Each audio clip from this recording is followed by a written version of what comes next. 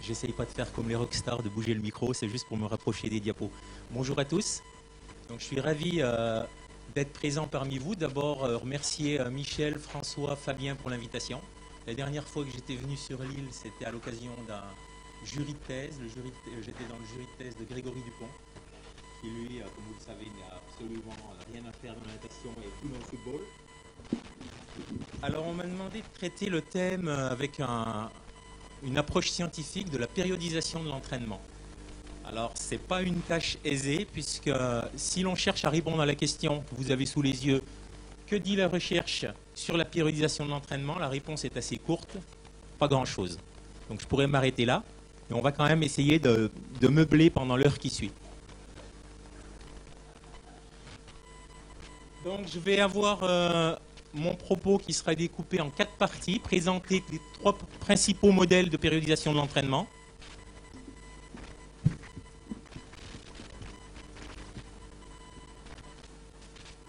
Ensuite, parler de cette période particulière qu'on appelle l'affûtage. Intégrer dans un 3e temps la problématique de l'entraînement hypoxique dans la périodisation générale. Et enfin, se poser la question, qu'en est-il de périodiser en amont versus de quantifier et de monitorer les adaptations d'une manière régulière?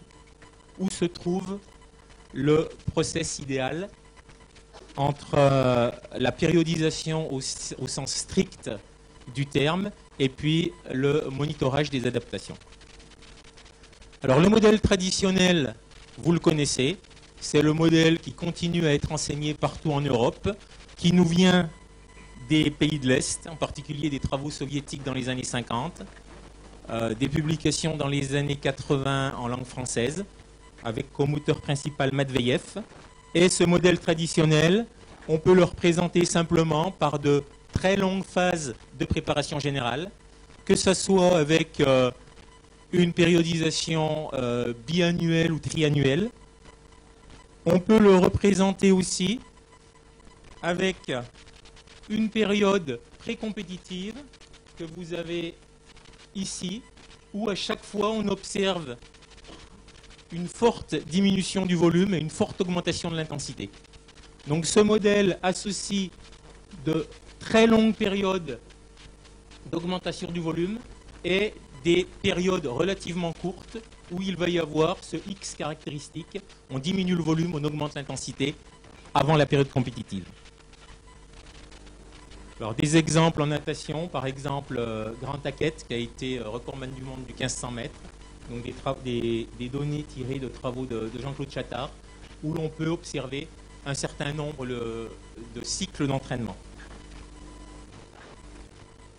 Là, ce sont des données tirées du club de Toulouse dans les années 90, des travaux d'Inigo Mujica, et on peut observer à chaque fois donc des cycles qui vont être de l'ordre de 12 à 14 semaines au minimum. Alors ensuite, dans la littérature, mais il convient de préciser qu'il ne s'agit pas de littérature scientifique parce qu'il n'y a aucune preuve expérimentale que ce modèle fonctionnerait mieux qu'un autre modèle, ou voire même qu'il n'y ait absolument pas de périodisation. Vous allez pouvoir trouver des macrocycles de développement, souvent sous cette forme-là, avec une augmentation de la charge d'entraînement sur 3 microcycles et un microcycle de récupération, de stabilisation, sous cette forme-là. On peut jouer sur la durée des microcycles. Dès lors qu'on va se rapprocher de la période compétitive, il est recommandé de diminuer la durée des microcycles de façon à pouvoir augmenter la part relative de la récupération. Mais ce modèle traditionnel, il est maintenant fortement critiqué. Tout d'abord parce que cette période foncière risque d'induire des états de surentraînement. Une période foncière trop longue peut avoir des effets négatifs. Et je vous présenterai un certain nombre d'éléments qui supportent cette idée que ce n'est pas nécessairement le modèle idéal. C'est absolument pas adapté dans les sports collectifs, dans les sports de raquettes, mais c'est aussi de moins en moins adapté dans les sports d'endurance. Étant donné que le calendrier compétitif augmente, étant donné que toutes les fédérations cherchent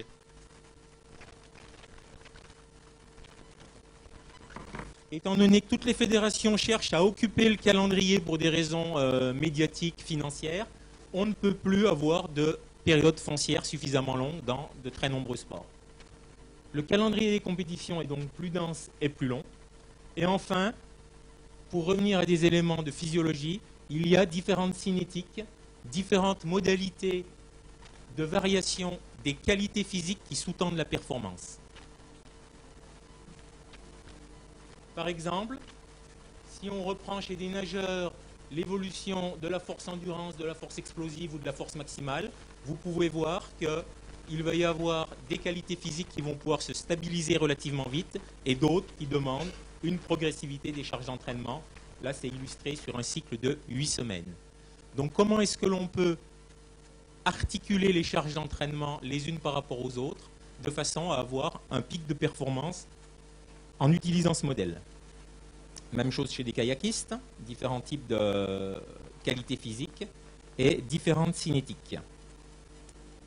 Alors ce modèle traditionnel, il a été critiqué par Issurin, qui est un chercheur russe qui travaille maintenant en Israël, et il a formulé un certain nombre de critiques, c'est-à-dire qu'on peut avoir, dès lors qu'on a un travail foncier trop conséquent, trop important, des problèmes énergétiques qui peuvent eux-mêmes induire des états de surentraînement. En termes d'adaptation cellulaire, il y a des délais par rapport à la biogénèse mitochondriale, par rapport à la synthèse protéique et par rapport à la synthèse des enzymes anaérobiques qui vont être avec des temporalités différentes. Les récupérations post-exercice, elles aussi, peuvent être différentes. Il y a des difficultés à combiner les différentes charges de travail et souvent, il peut y avoir des interactions négatives, l'exemple le plus fréquent étant l'entraînement concomitant, endurance, force maximale. Comment est-ce qu'on l'articule? Dans quel ordre est-ce que l'on va disposer les séances ou les charges à l'intérieur de la même séance ou à l'intérieur de la même journée? Des problèmes de concentration mentale et puis surtout le fait que les stimuli ne soient pas nécessairement suffisants quand on essaye de faire un peu de tout d'une manière simultanée et non pas d'une manière consécutive pour induire des adaptations qui permettraient réellement un gain de performance.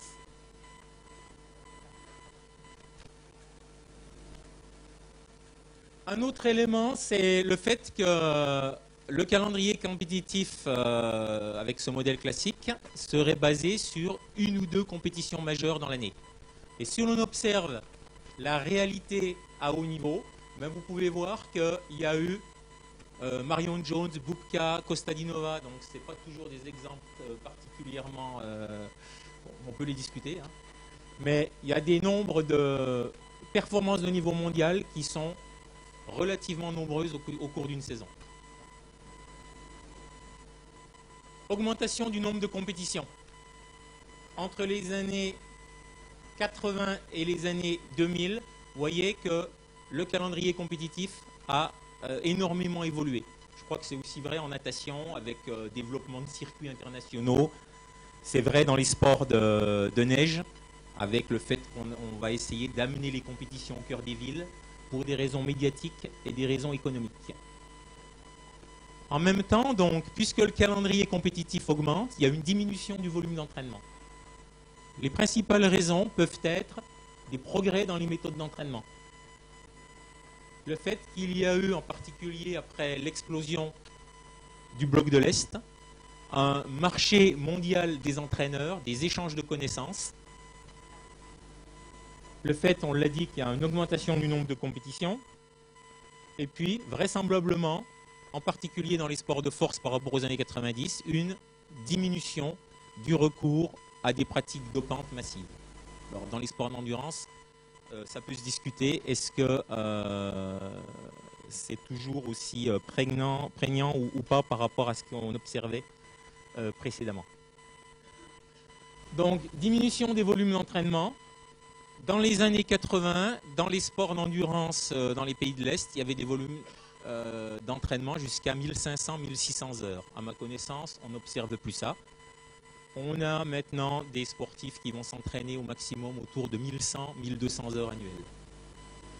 Donc une réduction des volumes. Ensuite se pose la question des effets résiduels. Dès lors que vous avez une période de développement, une période foncière, et ensuite une période plus spécifique pré-compétitive, qu'en est-il des délais de façon à maintenir ces différentes qualités physiques? Ça, c'est ce qu'on observe dans la littérature. Donc, vous pouvez observer qu'au maximum, 30 jours de maintenance d'une qualité physique. Donc, sur l'endurance aérobie, la force maximale, 18 jours pour ce qui est de la glycolyse anaérobie, 15 jours pour l'endurance de force et une petite semaine pour la vitesse. Donc, ces éléments-là induisent le deuxième modèle en termes de périodisation de l'entraînement, ce qu'on appelle l'entraînement par bloc. Donc cet entraînement par bloc, il va chercher à éviter des moyens artificiels pour maintenir les adaptations, tels que l'entraînement réduit, l'entraînement croisé ou les effets de transfert croisé. L'entraînement par bloc, il s'articule autour de périodes qui vont être de 4 à 8 semaines, donc des blocs beaucoup plus courts. Il va y avoir une concentration des charges d'entraînement, un nombre minimum d'objectifs ou de qualités physiques visées, un développement consécutif de ces différentes qualités physiques, et enfin l'utilisation de blocs spécialisés. Donc, vous avez sur une période réduite, maximum de 8 semaines, finalement une période de développement général, spécifique, et puis de réalisation. Donc, si je le reprends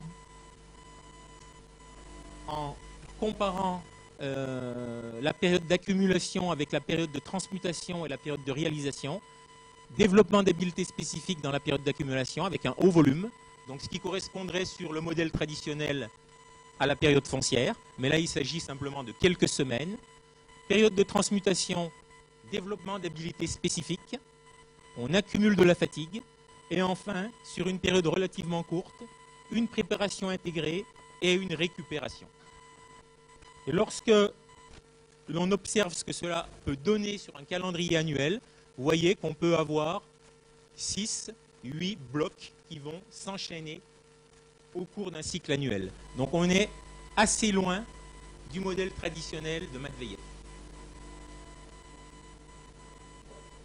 Donc d'autres types de programmation annuelle. Donc la périodisation par bloc, on peut aller entre 4 jusqu'à 8 ou 10 blocs sur une année. Et donc c'est particulièrement adapté, ça a été beaucoup utilisé dans les sports collectifs, beaucoup utilisé dans les sports de raquettes, où les athlètes ont l'impossibilité de viser spécialement un pic de performance parce qu'ils jouent toute l'année. Alors qu'en est-il de la natation? Ça on pourra en discuter avec les experts un peu plus tard. Donc si je compare maintenant l'entraînement traditionnel et l'entraînement par bloc, eh bien, vous voyez qu'on est sur des modèles qui sont assez différents. L'entraînement traditionnel, un effet cumulatif. L'entraînement par bloc, un effet, on va jouer sur les effets résiduels dont on a pu voir auparavant qu'ils étaient à relativement court terme.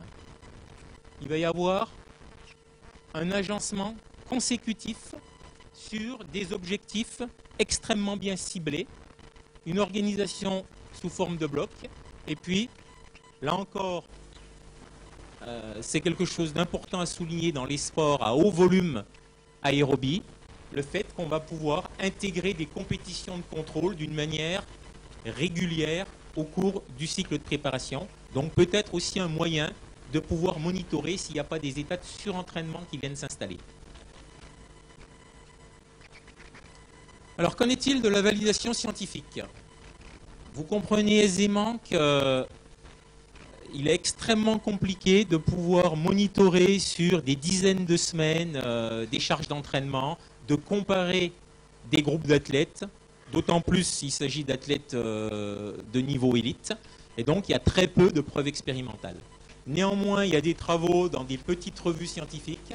Par exemple, ce sont des collègues espagnols qui ont comparé des kayakistes, tous de niveau mondial, sur 2 saisons consécutives. Une première saison avec un entraînement traditionnel. Alors, vous pouvez voir, il y avait 12 semaines de préparation foncière. Et une deuxième saison avec un entraînement par bloc. Lors de la deuxième saison, ils se sont entraînés 120 heures de moins, 10 semaines de moins, et malgré tout, ils ont eu la même augmentation en termes de VO2 pic, la même augmentation en termes de VO2 au deuxième seuil ventilatoire.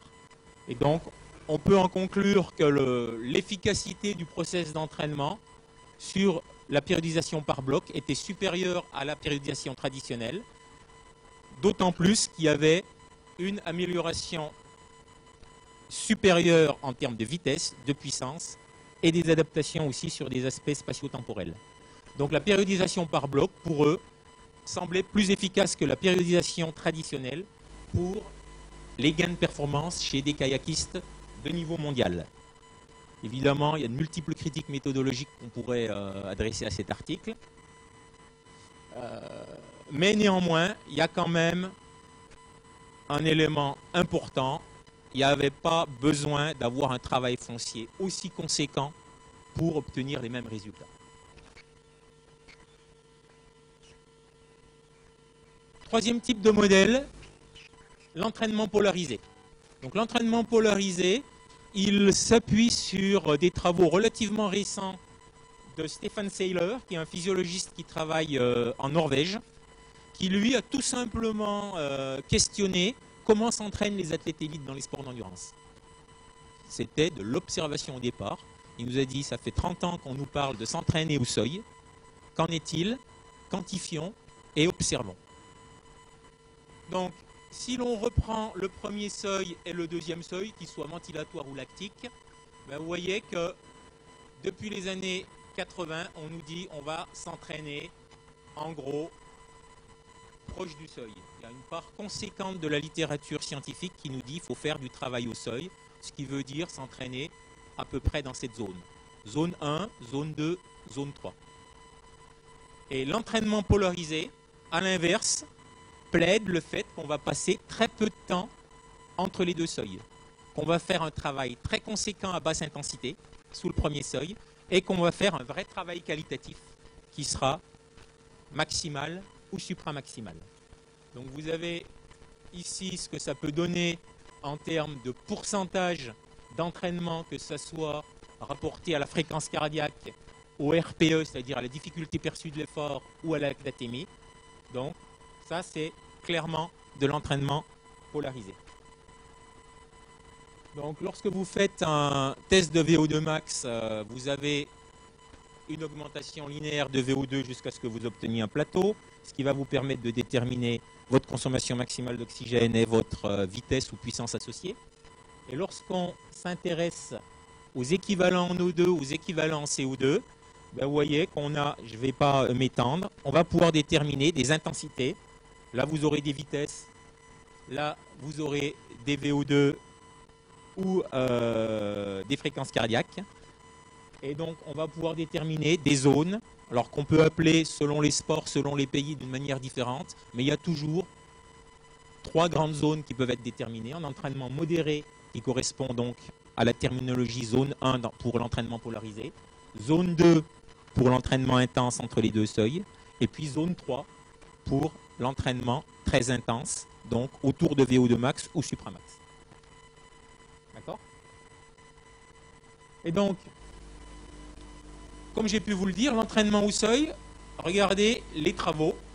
Donc, les déterminations des seuils, si je peux me permettre un avis personnel, on fait énormément de tort cette notion d'enseigner la physiologie de l'exercice en mettant comme un des paramètres clés les seuils. Alors au départ, on les a appelés aérobie, anaérobie. ça a un peu évolué, mais ça me semble extrêmement contre-productif. Toujours est-il que lorsqu'on observe la réalité des sportifs élites, on est plutôt sur ce type de pourcentage. Autour de 70% en zone 1, 5 à 10% en zone 2 et 15 à 20% en zone 3. Alors là, c'est des travaux qui ont été faits chez les Norvégiens, des rameurs norvégiens. Donc ils ont montré qu'il y avait eu aussi entre-temps, entre les années 70, 80, 90, un rééquilibrage au cours de la saison. Mais en même temps, vous voyez que si je prends les 3 décades, il y a une augmentation, en particulier entre les années 70 et les années 80, une augmentation du volume à basse intensité et une diminution, ce qui correspondrait à la zone 2 de race pace. Donc ça va dans le sens de ce qui est préconisé. Plus de travail en zone 1, moins de travail en zone 2. Ce que l'on peut observer aussi, c'est la place croissante de l'entraînement en altitude. On y reviendra, puisque dans les années 70, c'était utilisé très peu en période hivernale. Et maintenant, vous pouvez observer, je crois que la tendance est croissante, c'est énormément utilisé en période hivernale et ça reste malgré tout utilisé en période de compétition. Donc on a une augmentation des volumes, une répartition entre volume estival, volume hivernal, une augmentation du volume à basse intensité, une diminution du volume de race pace et les résultats évidemment continuent de croître. On pourrait faire exactement la même analyse en natation, c'est-à-dire qu'on a des VO2 entre les années 70 et les années 90 qui se sont améliorés, les performances se sont améliorées de l'ordre de 10%. Donc ce que l'on peut dire, c'est que s'entraîner à de bas niveaux de lactatémie a permis d'augmenter le volume d'entraînement à basse intensité. En même temps, il y a eu une diminution de l'entraînement spécifique avec ces niveaux de lactate. Il y a eu une augmentation du volume jusqu'à des valeurs d'à peu près de 1100-1200 heures, comme j'ai pu vous le dire, et une intégration de l'entraînement en altitude. Qu'en est-il de la validation scientifique? Donc là encore, extrêmement compliqué à mettre en place. Des collègues espagnols ont déjà observé qu'il y avait des corrélations, mais là je ne vous apprendrai rien, entre le temps total passé dans la zone 1 et la performance aérobie, mais que la corrélation est d'autant plus forte qu'on est sur des distances longues. Là, vous avez la relation avec une performance sur 4 km en course à pied, là avec 10 km en course à pied. Donc, la pertinence dans des disciplines avec une composante lactique plus prononcée est loin d'être évidente. Ensuite, la même équipe a investigué l'entraînement de coureurs de niveau subélite avec une VMA de 21,5 km/h pendant 18 semaines. L'entraînement polarisé a été organisé de la façon qu'il y a 80% de l'entraînement en zone 1, 12% en zone 2, 8% en zone 3. Et le groupe au seuil, ils avaient augmenté de 12 à 27% la proportion d'entraînement. Et vous pouvez constater avec moi qu'il y a eu un gain de performance mesuré sur un 10,4 km/h en course à pied de 157 secondes dans ce groupe-là, de 121 secondes dans ce groupe-là. Là encore, des petites revues, il y a beaucoup de critiques méthodologiques, mais ça semble aller dans le bon sens. Alors pourquoi est-ce que ça fonctionnerait finalement de s'entraîner à basse intensité? Moi j'ai fait mes études à Dijon dans les années, à la fin des années 80 et on nous disait à un moment donné on ne peut pas s'entraîner, on ne peut pas progresser si on ne fait pas de l'intervalle training, si on ne fait pas de l'intermittent, et donc l'entraînement à basse intensité finalement est quelque part contre-productif. Qu'en est-il en termes de problèmes potentiels à faire trop souvent de l'entraînement intensif? Et comme vous le savez, les athlètes élites font du bi-quotidien, voire du tri-quotidien dans certains sports. Alors là, je vais vous présenter des données toujours de l'équipe de Sailor, chez des coureurs à pied de niveau élite, 72 de VO2 max, en termes de retour à la normale des réponses neurovégétatives suite à différents types de séances d'entraînement. 2 séances d'entraînement strictement aérobie sous le premier seuil, une de 60 minutes, une de 120 minutes, une séance d'entraînement entre les 2 seuils, et enfin une 3e séance d'entraînement au-dessus du 2e seuil. Donc 2 séances d'entraînement dans la zone 1, une séance d'entraînement dans la zone 2, une 4e séance d'entraînement dans la zone 3. Et l'on observe là le retour de ce qu'on appelle la réactivation parasympathique avec des facteurs temporels sur 4 heures post-exercice. Ce que l'on peut observer, c'est qu'il y a une stabilité des réponses neurovégétatives dans les séances qui sont sous le premier seuil, indépendamment de la durée, 60 ou 120 minutes. Par contre, ça met beaucoup plus de temps à revenir à la normale dès lors qu'on est au-dessus du 2e seuil. Ce que l'on peut observer aussi, c'est que faire un entraînement plus intense n'altère pas cette réactivation parasympathique. Alors c'est vrai pour le PNN50, c'est vrai pour le RMSSD, je passe sur les détails, et c'est vrai sur des marqueurs fréquentiels. Donc quel que soit le paramètre utilisé, on a finalement, d'un point de vue neurovégétatif, une capacité de récupération qui est largement différente, une capacité à accumuler les séances qui est largement différente quand je fais un travail purement aérobie ou quand je fais un travail qui soit à la zone 2 et à la zone 3. Et deuxième information, être en zone 3 n'entraîne pas de problèmes supplémentaires. Vous savez aussi que cette réactivation parasympathique est un paramètre important de la performance, au point même qu'on peut postuler que ça puisse être un marqueur d'aptitude aérobie. En tout cas, lorsqu'on compare les niveaux de pratique, lorsque je compare des athlètes de niveau élite et des athlètes de niveau subélite, et que je prends un des marqueurs temporels, vous voyez qu'on retourne à la normale beaucoup plus rapidement avec des athlètes qui ont une plus forte aptitude aérobie.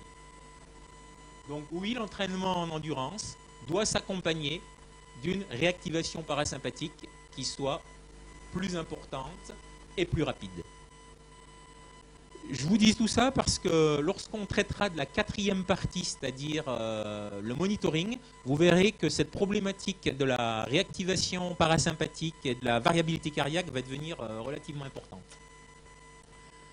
Donc, pour résumer ce 3e modèle de périodisation, la règle des 80-20 devrait s'appliquer avec le minimum de temps passé entre les 2 seuils.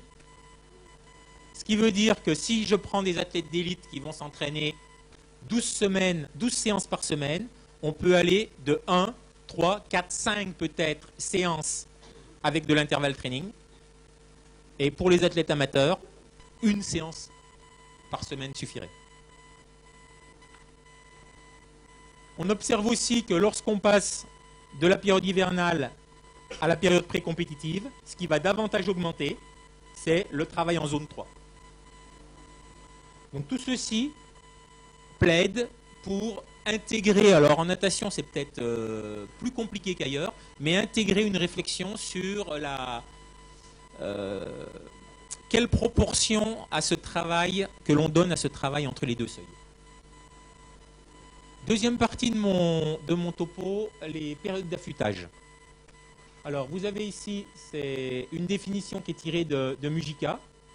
Donc c'est la réduction progressive non linéaire de la charge d'entraînement pendant une période variable de temps, dont le but est de réduire le stress physiologique et psychologique de l'entraînement quotidien, d'optimiser la performance sportive. Alors on va passer assez vite parce que les informations principales sur l'affûtage, elles sont relativement bien connues. Je vais essayer de vous donner quelques éléments un peu plus innovants. Donc premier élément, il existe différents types d'affûtage. Affûtage linéaire, exponentiel lent, exponentiel rapide ou affûtage par rupture. C'est-à-dire que ça, on serait à l'issue de l'entraînement avec une baisse de 70% de l'affûtage. Évidemment, c'est l'affûtage exponentiel qui est le plus efficace. Deuxième élément, lorsqu'on modélise les relations entre entraînement et performance, on arrive à déterminer d'une manière individuelle les périodes qui puissent permettre la performance optimale, donc ce qu'on appelle TG, et les périodes qui permettraient de revenir aux valeurs initiales. Donc la modélisation de l'entraînement pour individualiser la période d'affûtage, elle me semble particulièrement intéressante. Et puis, troisième élément, mais ça tous les entraîneurs l'ont très très bien compris, c'est que l'affûtage n'a pas pour fonction d'améliorer la forme physique, ce qu'on peut modéliser par l'influence positive, mais essentiellement à réduire la fatigue résiduelle. Donc, et ce que l'on observe ici, c'est que sur 3 affûtages successifs des travaux de Mujica, l'influence positive, l'aptitude a très peu varié. Par contre, la qualité de l'affûtage a été conditionnée par cette réduction de la fatigue. La réduction du volume est une composante importante et donc est reliée avec les variations de performance, mais on va voir aussi que ce n'est pas un élément nécessairement aussi important qu'on a voulu le dire. Premier élément innovant, des travaux qui cherchent à valoriser ce qui se passe avant la période d'affûtage. Et donc là, vous avez des travaux où l'on va comparer des périodes d'affûtage, dans un cas non précédé d'une période de surcharge. L'entraînement reste ce qu'il était classiquement toléré par l'athlète. Et là, avec une période de surcharge de 28 jours, où l'on a augmenté de 20% l'entraînement classique. Et là, vous avez différents niveaux d'affûtage. On réduit la charge d'entraînement de 15%, de 31%, où l'on fait un entraînement par rupture complète. Qu'observe-t-on en termes de performance? On observe que lorsque l'on est avec une réduction de la charge d'entraînement de 31%, on a un gain de performance qui est supérieur.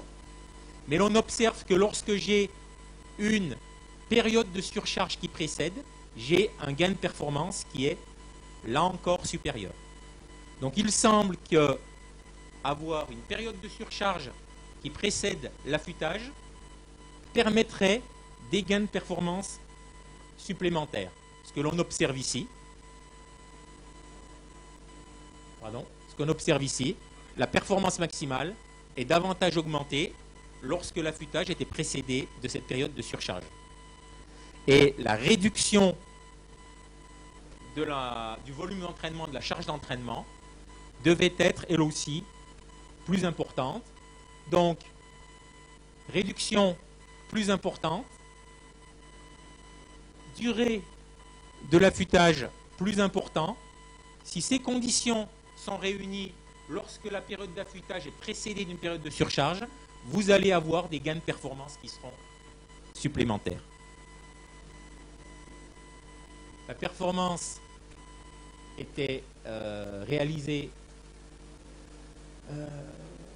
avec une réduction de 31% sans surcharge et avec 28 jours d'affûtage avec surcharge.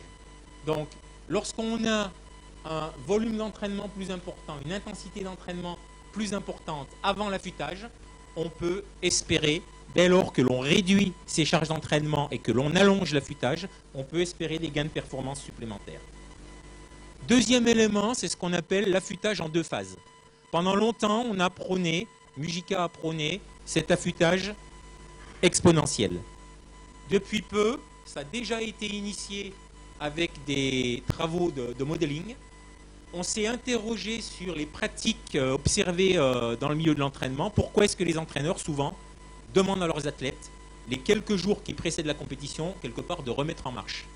Donc, ce qui voudrait dire qu'au lieu d'avoir un affûtage constant, il y a une augmentation des charges d'entraînement sur les quelques jours qui précèdent.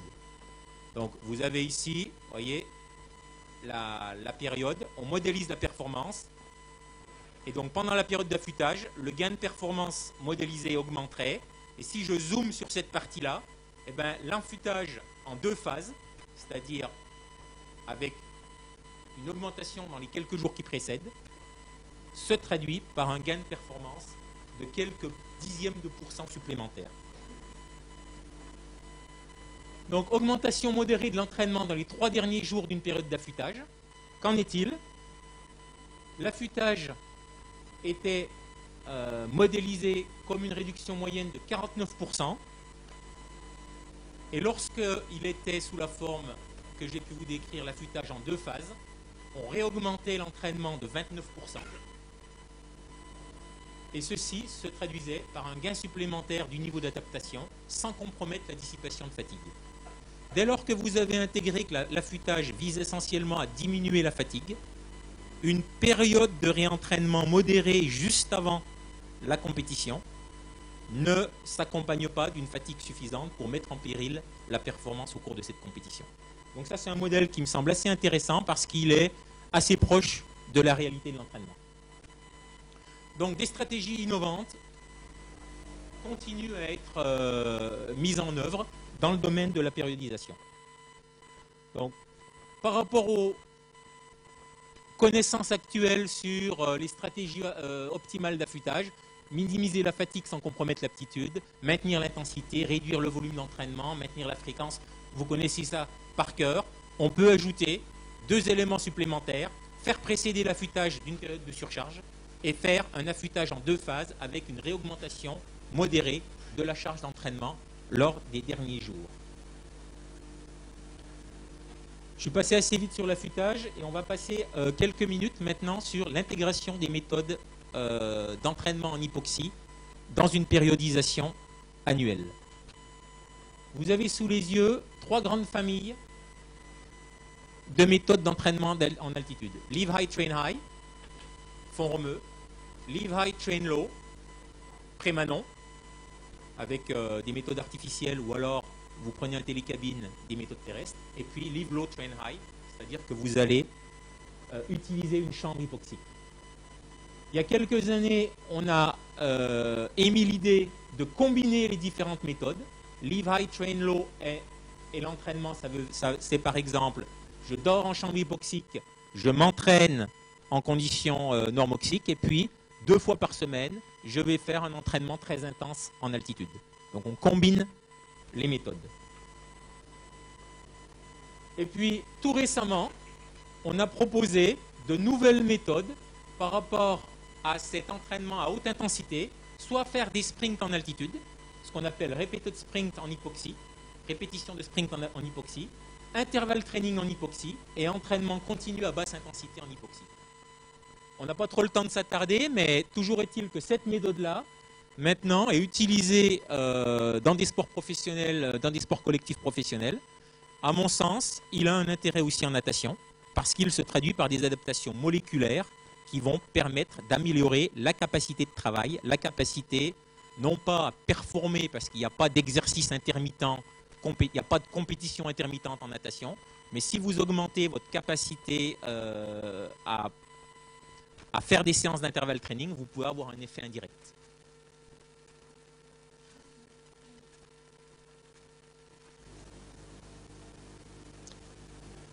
Voilà ce que nous dit la littérature. Classiquement, vous allez à Font-Romeu, on va vous recommander de faire un entraînement qui sera très aérobie pendant la période d'acclimatation, puis ensuite, progressivement, et c'est encore mieux si le stage dure 28 jours plutôt que 21 jours, de revenir progressivement, réintroduire des périodes anaérobies. Ça, c'est ce que nous dit la littérature et ce que l'on enseigne à nos étudiants. On a eu la chance d'être impliqué dans une étude avec 2 champions olympiques, 20 km marche et marathon, où l'on a, là encore, tout simplement observé la réalité de leur entraînement. On n'est pas allé plus loin, alors ce n'est pas de la rocket science, mais on s'est dit, qu'en est-il dans l'organisation des charges d'entraînement? Qu'en est-il des intensités que peuvent tolérer des athlètes élites? Alors, c'est une altitude de 2000 mètres, 3 semaines à Live High, Train High, donc vous pouvez tout à fait transposer ça sur un stage que vous pouvez mener à Font-Romeu. Ce que l'on peut observer, c'est l'expérience de ces athlètes, puisqu'il y en a un qui avait fait 28 camps d'entraînement au cours de sa carrière et l'autre 35. C'est un élément à prendre en compte. Là encore, on a représenté l'entraînement avec les 3 zones que j'ai pu vous décrire. Alors, il y a les vitesses pour le marcheur et pour le marathonien. Et ce que l'on observe, vous l'avez ici le marcheur, ici le marathonien, la répartition dans les 3 zones avant l'entraînement. avant le stage de 3 semaines à Sestrières, pendant le stage de 3 semaines à Sestrières, après. Ben, vous pouvez voir qu'il y a très peu de modifications pendant le stage d'entraînement en altitude. Il y a même une augmentation des volumes d'entraînement. Augmentation des volumes d'entraînement chez le marathonien. Vous pouvez observer aussi que autant chez celui-là, on va être avec un entraînement qui va être de type polarisé, énormément d'entraînement en zone 1, autant chez le marcheur, on est sur un entraînement classique au seuil, avec énormément de travail dans la zone 2. Donc il n'y a pas de vérité. Donc premier postulat qui tombe, c'est la réduction des volumes et la réduction des intensités chez des athlètes expérimentés de niveau olympique à altitude modérée. Deuxième postulat qui tombe, la période d'acclimatisation. Là, vous avez sous les yeux la répartition chez le marcheur et chez le marathonien des charges d'entraînement pendant la première semaine. Dès le deuxième jour du travail en zone 3. Dès le troisième jour chez le marathonien. Et enfin, donc, la répartition dans la période d'affûtage, puisqu'il y avait les jeux qui se situaient ici.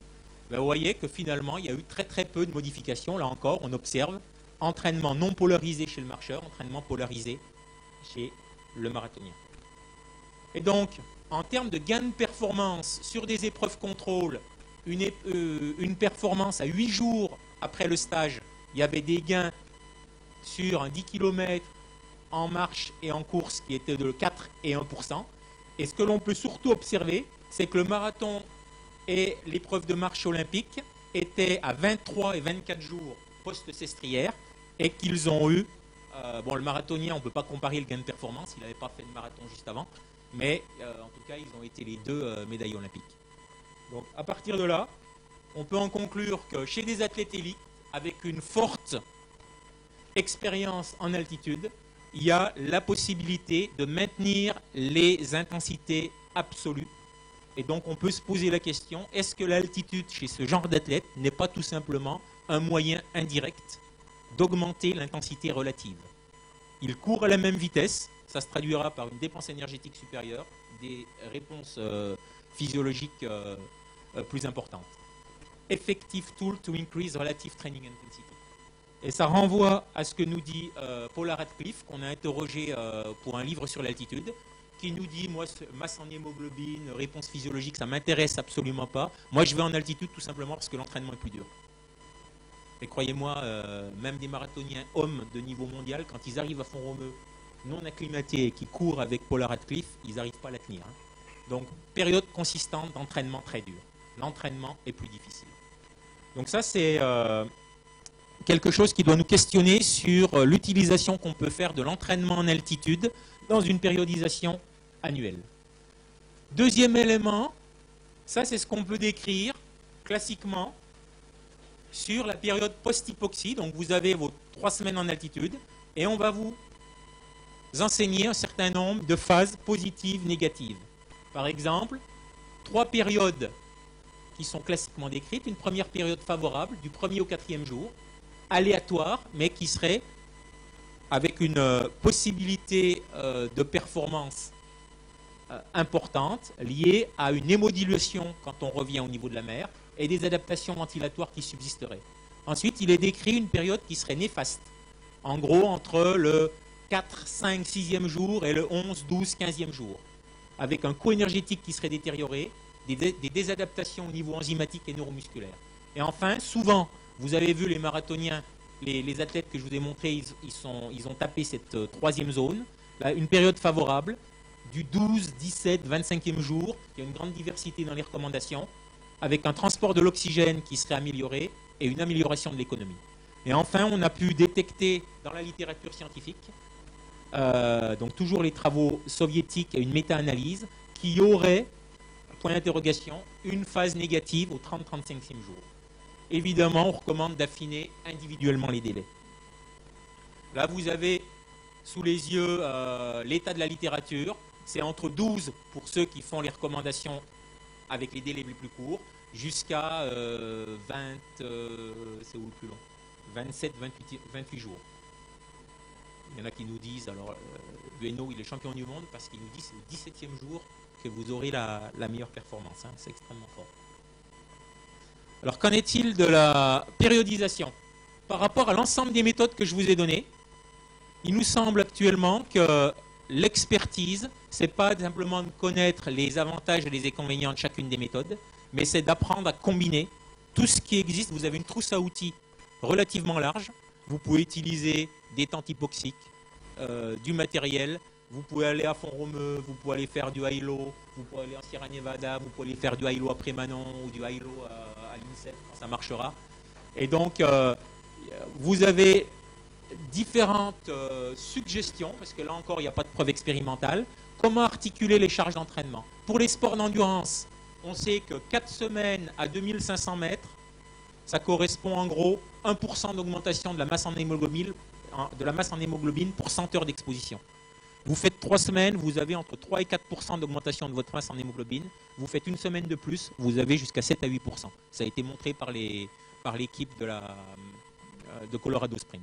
Donc, ce facteur étant clé, on recommande dans les sports d'endurance de faire des séjours réguliers en Sierra Nevada ou à Font-Romeu.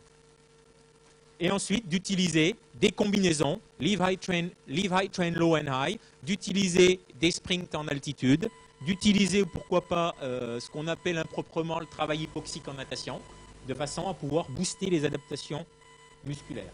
Dans les sports lactiques, moins d'intérêt à la masse en hémoglobine. Par contre, davantage d'intérêt à utiliser des blocs.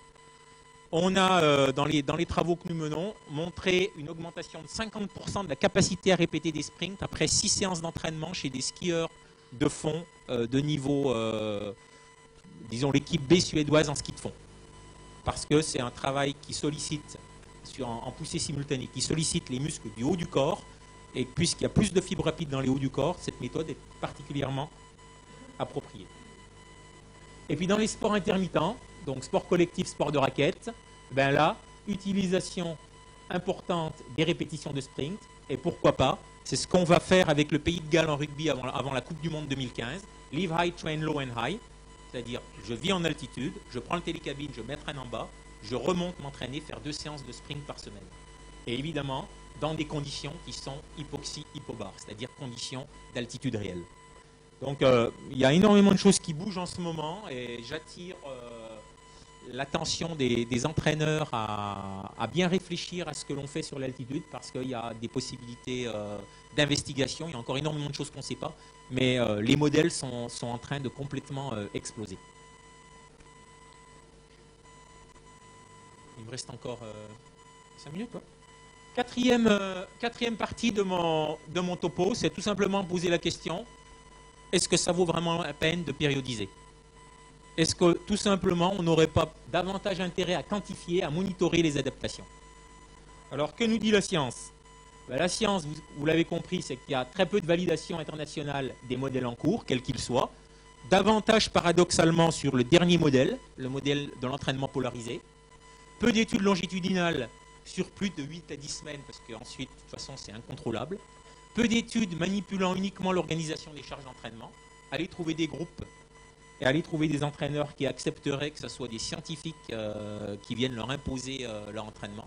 Moi, j'ai énormément d'humilité par rapport au savoir expert des entraîneurs. Et on apprend beaucoup plus de choses en observant ce qu'ils font.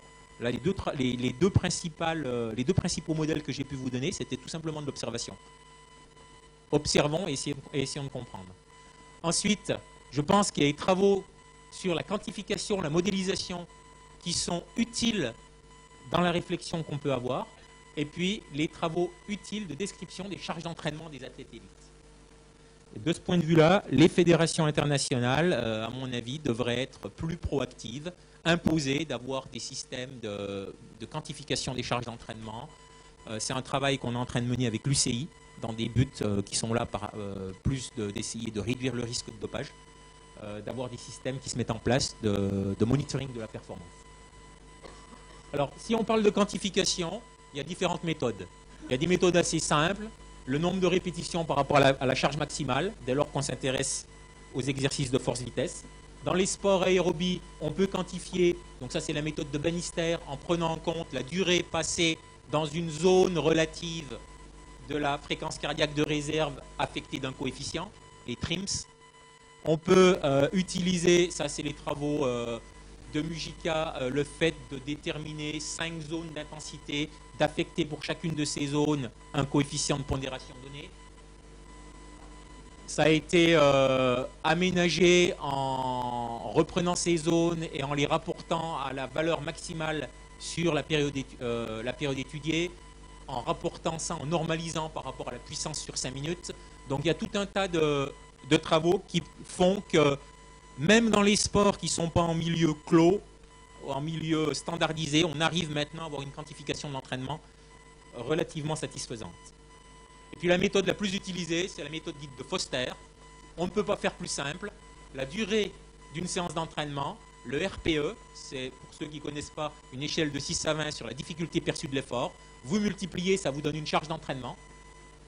Vous pouvez avoir la charge qui est la charge hebdomadaire. Et puis, il a montré, c'était intéressant, que lorsque je divise simplement l'écart type, un indice de variabilité sur la moyenne, cet index dit de monotonie était un facteur aggravant en termes de surmenage, d'overreaching. Donc ça, c'est tout simple et ça fonctionne relativement bien. Ça a été utilisé dans des clubs professionnels en football. Alors la question qu'on peut se poser, c'est y a-t-il possibilité d'améliorer le process d'entraînement, non pas en périodisant, mais en trouvant un moyen de faire varier les charges d'entraînement, d'adapter les charges d'entraînement par rapport à une réponse qui serait mesurée d'une manière régulière. Alors là, vous avez une étude, c'est des Finlandais, qui ont comparé un groupe qui avait un entraînement, disons, standardisé, le programme était établi à l'avance, et un groupe où l'entraînement pouvait être modifié sur la base des réponses le matin de variabilité cardiaque, heart rate variability. Donc, le principe était que dès lors qu'il y avait une diminution de la puissance en HF par rapport à une valeur de référence, alors, sans vouloir détailler, c'était la valeur moyenne sur 10 jours, eh ben, on supprimait l'entraînement intensif. Il y avait un aménagement avec un entraînement à basse intensité ou du repos.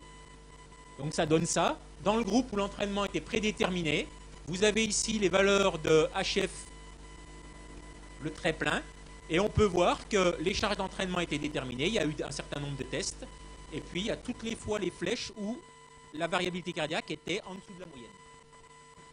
Et puis dans le groupe où il y a eu un aménagement de l'entraînement sur la base de la variabilité cardiaque, eh bien, toutes les fois que ça passait sous la moyenne, ben, vous voyez que l'entraînement a été modifié. Qu'en est-il en termes de gain de performance? Vous avez les valeurs sous les yeux. En référence par rapport au groupe contrôle, le groupe avec l'entraînement prédéterminé a progressé de 0,5% en termes de VMA. Le groupe avec l'entraînement guidé par la variabilité cardiaque a progressé davantage. Même topo pour VO2 pic. Donc ça semble fonctionner. Et ça semble fonctionner sur un principe qui serait simple, voire simpliste. C'est-à-dire qu'on utiliserait un seul marqueur de la variabilité cardiaque, RMSSD ou HF, souvent un marqueur associé au tonus parasympathique, de façon à pouvoir optimiser le process d'entraînement. Et ils nous disent, quand on a une variabilité cardiaque qui est atténuée, on peut, en aménageant l'entraînement, avec un entraînement de plus basse intensité, obtenir des réponses qui seraient meilleures. Alors, autant vous dire que si c'était aussi simple que ça, tout le monde le ferait. Et donc, je vais vous donner deux informations supplémentaires tirées de nos propres travaux. La première chose, c'est une étude qu'on a menée avec des marathoniens. Alors, sans vouloir rentrer dans le détail, là encore, on s'est amusé à observer ce qui se passait pendant la phase d'affûtage.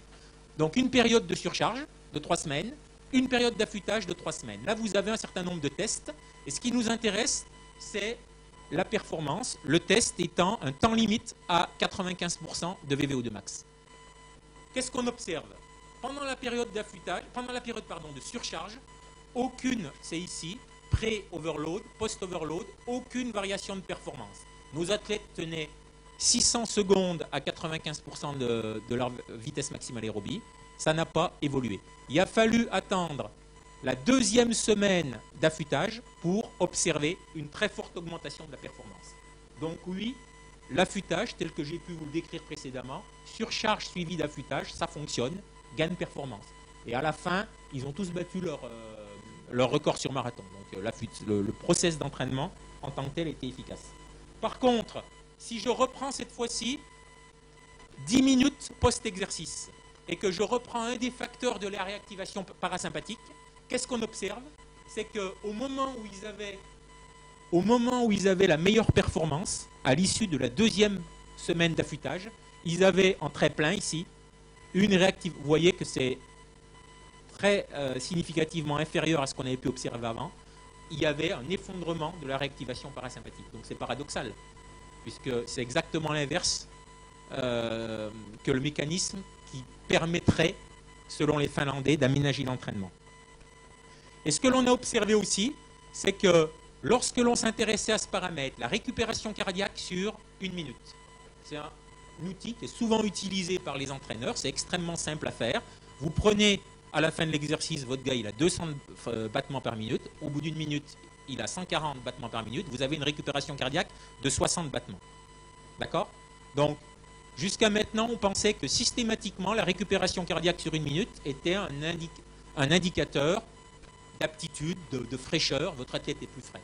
Ce que l'on a observé ici, c'est que pendant la période d'affûtage, l'évolution de ce paramètre était inversement corrélée à l'évolution de la performance. En d'autres termes, les athlètes qui avaient une dégradation de leur récupération cardiaque, il s'agit de marathoniens, étaient ceux qui avaient la plus forte augmentation de leur temps limite. Donc exactement l'inverse que ce que l'on peut normalement observer. Et croyez-moi, j'y croyais tellement pas que l'étudiant, il a refait 3 fois les calculs. Hein. Et l'on a aussi donc, un autre marqueur qui est un marqueur de la cinétique de récupération.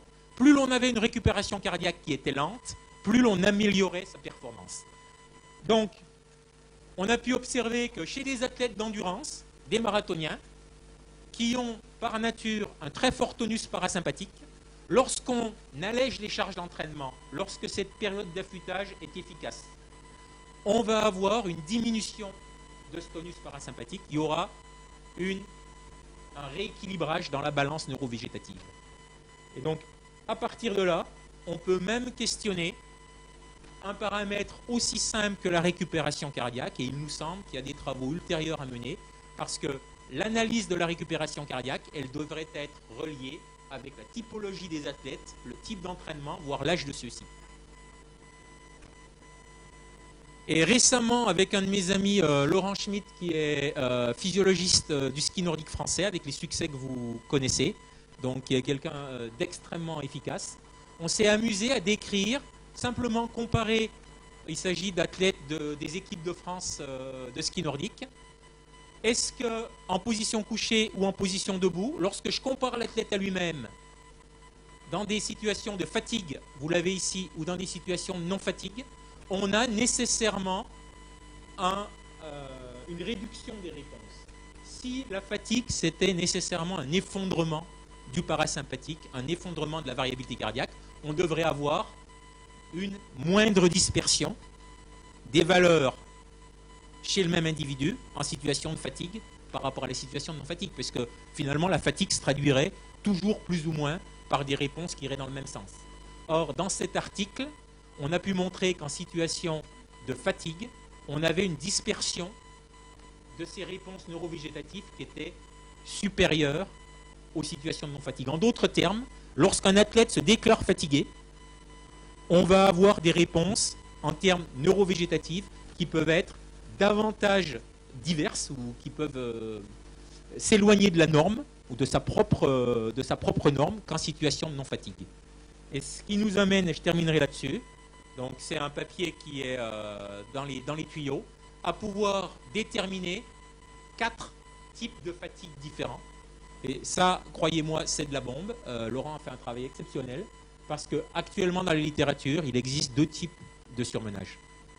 Donc 4 types de fatigue qui vont nous permettre d'avancer sur cette idée que ce n'est pas tant la périodisation de l'entraînement qui va être déterminante. Effectivement, il y a un certain nombre de savoir-faire, très peu de validation scientifique, mais qu'il faut davantage réfléchir à quel type de monitorage on met en place pour pouvoir adapter au jour le jour. Les entraîneurs le font parce qu'ils ont cette expertise concrète d'aménager en observant les réponses de son athlète. On avait interrogé, Chattard avait interrogé Denis Cottrell, l'entraîneur de Grand Taquet. Et Cottrell disait à Chattard, moi je fais toujours le même affûtage. Lorsqu'il a repris et qu'il a quantifié l'entraînement, il s'est rendu compte que finalement, il avait cette expertise d'aménager les périodes d'affûtage presque malgré lui. Il avait toujours, évidemment, il avait le même système en place, mais c'était extrêmement divers d'une situation à l'autre. Et donc, je terminerai simplement en vous disant qu'il y a très peu de choses sur la périodisation. À mon avis, on ne pourra jamais aller très très loin sur les preuves expérimentales en termes de périodisation. Il y a des modèles maintenant qui s'opposent et que c'est davantage sur quel type de suivi on fait d'une manière routinière qu'il faut que l'on concentre nos efforts. Merci à tous.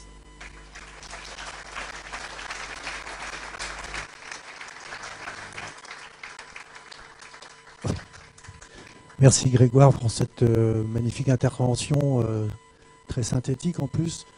Alors, nous avons juste une petite information, je vois qu'il y a des gens qui filment. Sachez que l'ensemble des actes sont actuellement filmés et seront en ligne. Hein, donc,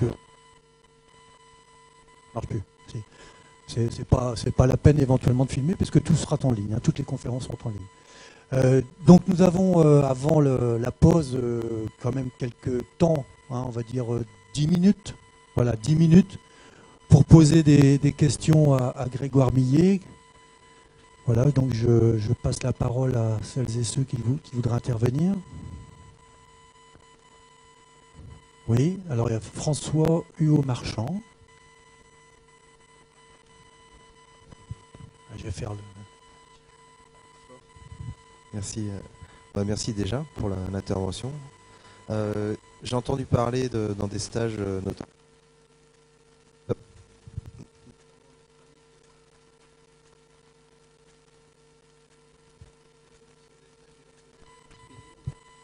Sur des ergocycles en respirant de l'air en hypoxie, avec un masque, et voilà, et il s'en servait dans ces stages-là, et l'entraîneur apparemment il racontait que ça permettait à ces nageurs d'enchaîner un peu mieux, etc. Enfin bref, c'était complètement empirique, mais voilà, est-ce que tu as entendu parler de ça et quel est ton avis? Parce que maintenant il existe des tunnels, hein. Il y a même à Sydney maintenant ils ont équipé une ligne avec un tunnel qui permet de nager en altitude. Alors je crois qu'il faut être prudent parce que nous actuellement donc on travaille sur des répétitions de sprint, donc c'est quand même au moins pour l'instant on en est à 6 séances, on suspecte qu'avec 4 séances on aurait déjà des effets. Ce que l'on peut dire par rapport à une utilisation dans la natation, c'est que la natation s'y prêterait assez bien parce que c'est un sport qui mobilise énormément le haut du corps. Il y a davantage de fibres rapides sur le haut du corps. Et puisque le mécanisme qui est derrière, c'est que comme on a une baisse du contenu artériel en oxygène, on aurait une vasodilatation. Et cette vasodilatation sur un territoire musculaire, dès lors qu'on est à haute intensité, avec un recrutement des fibres rapides important, se traduirait par une moindre fatigabilité des fibres rapides. Donc on va mener des travaux, nous, maintenant, avec des nageurs de niveau national suisse à Lausanne, pour essayer de voir si l'idée que j'ai pu émettre, c'est-à-dire qu'effectivement en natation, il n'y a pas de répétition de sprint, il n'y a pas de performance où vous allez faire un 6x50. Par contre, si on améliore la capacité de travail sur ce type de séance de répétition de sprint ou d'intervalle training à haute intensité, on peut suspecter un effet rebond. On améliore la capacité de travail dans un premier temps pour améliorer la performance derrière. Mais là, il n'y a pas de validation. Je sais que je te dis sur Sydney, ils se sont penchés un peu sur la question. J'irai pas, moi, actuellement dans le milieu de la natation, je crois qu'il y aurait d'autres modalités à mettre en place. Hein. Sur les méthodes high-low-high, ce qu'on est en train de faire dans les sports collectifs, à mon avis, en méthode en conditions hypobar, il y aurait des choses à gratter. Alors, une autre question, Ludovic Seifert. Merci donc Grégoire pour la présentation, fort appréciable. Moi j'ai juste une question, bien qu'il n'y ait pas d'épreuve de 6x50 en natation, il y a quand même des fois dans les mêmes journées l'enchaînement de séries, demi-finales, plusieurs épreuves qui s'enchaînent. je voulais savoir comment tu envisageais le monitoring finalement pas l'entraînement, mais au vu des gestions des compétitions. Comment tu envisages ça, quoi? Bah, je crois que ce qui est mis en place fonctionne bien. J'ai pas d'idée, je veux dire, sur le monitoring qui serait fait par des physiologistes sur une équipe de natation. Donc, ouais, donc ça, en tout cas, la méthode qu'on propose, elle n'améliorerait pas la performance entre une demi-finale le matin, une série le matin, la demi-finale le soir. Ça, il n'y aurait pas d'effet, a priori, parce que nous, on est vraiment sur améliorer la capacité à répéter des sprints. On est capable de faire plus de sprints sur une série jusqu'à épuisement. Donc c'est davantage transférable sur une série à l'entraînement, sur un joueur de tennis. Donc on a des travaux qui se font en tennis, en rugby, en foot. Je ne sais pas si j'ai répondu. Ouais, là par contre, il n'y aura probablement pas d'effet additionnel par rapport à, voire même utiliser l'hypoxie entre deux compétitions, ça pourrait même être pénalisant. Et à l'inverse, il a été montré qu'utiliser l'hyperoxie, ça apporte très peu de choses. Là, il y a des travaux de collègues de Macolin qui ont montré que ça pouvait servir un tout petit peu dans le ski nordique. Mais il y avait énormément de travaux, les Anglais avaient travaillé là-dessus pour essayer de voir si finalement on améliorait la récupération sur post 400 par exemple, en utilisant l'hyperoxie. Et il faut savoir que utiliser des méthodes hyperoxiques, c'est pas éthique. Il n'y a aucun problème éthique sur l'hypoxie. Par contre, venir utiliser l'hyperoxie, je crois qu'on peut. Il faut faire attention. C'est pas éthique et en tout cas, moi, je ne travaillerai pas là-dessus. Alors, une dernière question parce qu'on va être en gestion de temps et on pourra revenir ensuite. Hein. C'est en même temps.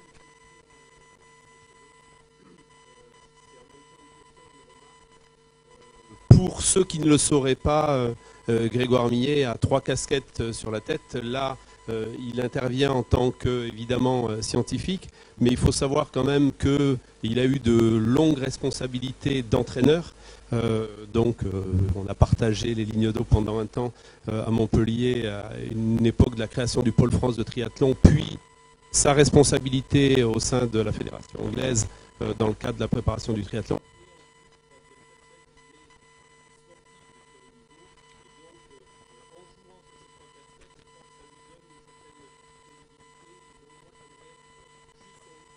Ressenti en tant qu'ancien entraîneur.